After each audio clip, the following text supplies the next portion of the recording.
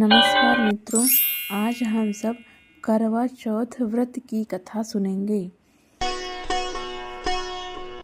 एक साहूकार के 7 लड़के और एक लड़की थी। एक बार कार्तिक मास की कृष्ण पक्ष की चतुर्थी तिथि को सेठानी सहित उसकी 7 बहुएं और उसकी बेटी ने भी करवा चौथ का व्रत रखा। रात्रि के समय जब साहूकार के सभी लड़के भोजन करने बैठे तो उन्होंने अपनी बहन से भी भोजन कर लेने को कहा। इस पर बहन ने कहा, भाई अभी चांद नहीं निकला है, चांद के निकलने पर उसे अर्घ्य देकर ही मैं आज भोजन करूंगी। साहूकार के बेटे अपनी बहन से बहुत प्रेम करते थे। उन्हें अपनी बहन का भूख से व्याकुल चेहरा देख बेहद दुख हुआ। साहूकार के बेटे नगर के बाहर चले गए और वहां एक पेड़ पर चढ़कर अग्नि जला दी। घर वापस आकर उन्होंने अपनी बहन से कहा, देखो बहन, चांद निकल आया है, अब तुम उन्हें अर्घ्य देकर भोजन ग्रहण करो। साहूकार की बेटी ने अपनी भाभियों से कहा, देखो चांद निकल आया है, तुम लोग भी अर्घ्य देकर भोजन कर लो।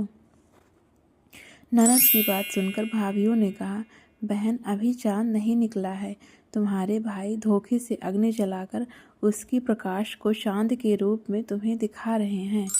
साहूकार की बेटी अपनी भाभियों की बात को अनसुनी करते हुए भाइयों द्वारा दिखाए गए चांद को अर्घ्य देकर भोजन कर लिया। इस प्रकार करवा चौथ का व्रत भंग करने के कारण विघ्नहर्ता भगवान श्री गणेश साहूकार की लड़की पर अप्रसन्न हो गए। गणेश जी की अप्रसन्नता के कारण उस लड़की का पति बीमार पड़ गया और घर में बचा हुआ सारा धन उसकी बीमारी में लग गया। साहूकार की बेटी को जब अपने किए हुए दोषों का पता लगा तो उसे बहुत पश्चाताप हुआ। उसने गणेश जी से क्षमा प्रार्थना की और फिर से विधि विधान पूर्वक चतुर्थी का व्रत शुरू कर दिया। उसने उपस्थित सभी लोगों का श्रद्धानुसार आदर किया और तदुपरांत उनसे आशीर्वाद ग्रहण किया।